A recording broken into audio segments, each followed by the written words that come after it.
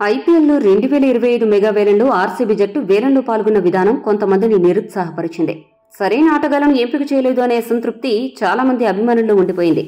Will jacks ను వదిలేయడం, చాహల్ ను తీసుకోకపోవడం, కేఎల్ రాహుల్, ఆకాష్ దీప్ల కోసం ప్రయత్నించకపోవడం, ఇలా చాలా అంశాలు అభిమానుల్లో అసహనాన్ని పెంచాయి.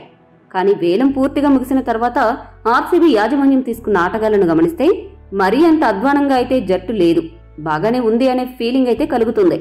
ఈ నేపథ్యంలో ఐపీఎల్ 2025 కోసం రాయల్ ఛాలెంజర్స్ బెంగళూరు జట్టు ఏ కాంబినేషన్తో తుది జట్టును ఎంపిక చేస్తే ఆ జట్టుకు గెలిచే అవకాశాలు ఎక్కువగా ఉంటాయనే విషయాలను ఇప్పుడు మనం చూద్దాం.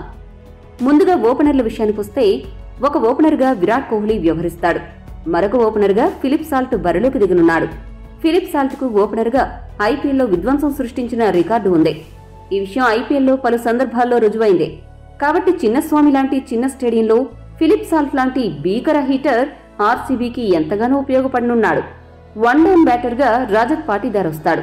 ఆర్సీబీ తరపున బాగానే ఆడిన పాటీదార్ ఈ మధ్యకాలంలో దేశవాళీ క్రికెట్లో కూడా సత్తా చాటాడు. 3వ స్థానంలో యాంకర్ రోల్ పోషిస్తూనే దూకుడుగా కూడా ఆడగలడు. సమయం వచ్చినప్పుడు టాప్ గేర్లో దూసుకెళ్లి బౌలర్లా విరుచుకు పడగలడు. కాబట్టి ఆ స్థానానికి పాటీదార్ సరైన ఎంపిక. 4వ స్థానంలో కొత్తగా కొనుగోలు చేసిన కృణాల్ పాండ్యా రావాలి. కృణాల్ పాండ్యా ఎడమ చేతి వాటం బ్యాట్స్మెన్. అతడు భారీ షాట్లను ఆడడంలో మంచి నేర్పును ప్రదర్శించగలడు. స్పిన్ బౌలింగ్ ను కూడా చక్కగా ఎదుర్కోగలడు. 5వ స్థానంలో ఇంగ్లాండ్ భారీ హిట్టర్ లియామ్ లివింగ్స్టన్ వస్తే బాగుంటుంది. అయితే లివింగ్స్టన్ తో వచ్చిన పెద్ద సమస్య ఏంటంటే ఐపీఎల్లో ఇప్పటివరకు తన స్థాయికి తగ్గ ఆట తీరుని తక్కువ సందర్భాల్లోనే ప్రదర్శించాడు. మరి ఆర్సీబీ తరపునైనా విజృంభిస్తాడేమో చూడాలి. ఈ జట్టుకు వికెట్ కీపర్ బ్యాట్స్మెన్ గా అలానే ఫినిషర్ గా జితేష్ శర్మ చక్కగా సరిపోతాడు. ఎందుకంటే జితేష్ శర్మ లోయర్ ఆర్డర్లో విధ్వంసం సృష్టించగలడు అని ఇప్పటికీ పలు సందర్భాల్లో రుజువైంది. జితేష్ శర్మని 4 లేదా 5వ స్థానంలో పంజాబ్ కింగ్స్ దించినప్పుడు అంత చక్కటి ప్రదర్శన చేయలేకపోయాడు. కానీ 6, 7 స్థానాల్లో బ్యాటింగ్ వచ్చినప్పుడు మాత్రం అద్భుతంగా బ్యాటింగ్ చేశాడు. కాబట్టి జితేష్ శర్మ 6వ స్థానంలో రావడం మంచిదే.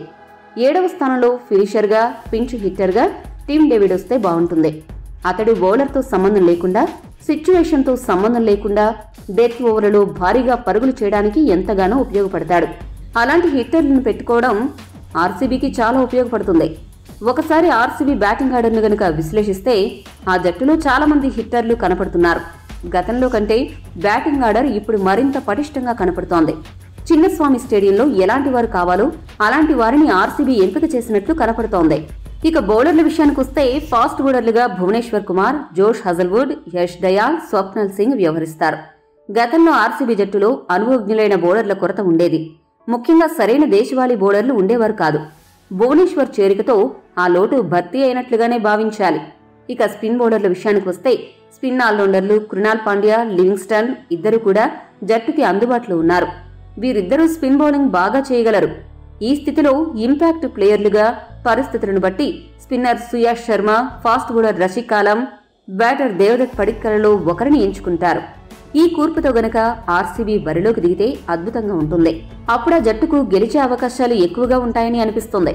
ఇప్పుడు ఎంపిక చేసిన ఆర్సీబీ తుది జట్టు ఎలా ఉంది? ఏవైనా మార్పులు చేయాలా? మొదటిసారి ఐపీఎల్ కప్ ని ఆర్సీబీ ముద్దాడుతుందా? ఈ విషయాలపై మీ అభిప్రాయాన్ని కామెంట్ చేయండి. మరిన్ని స్పోర్ట్స్ అప్డేట్స్ కోసం మా ఛానల్ ని సబ్స్క్రైబ్ చేసుకోండి.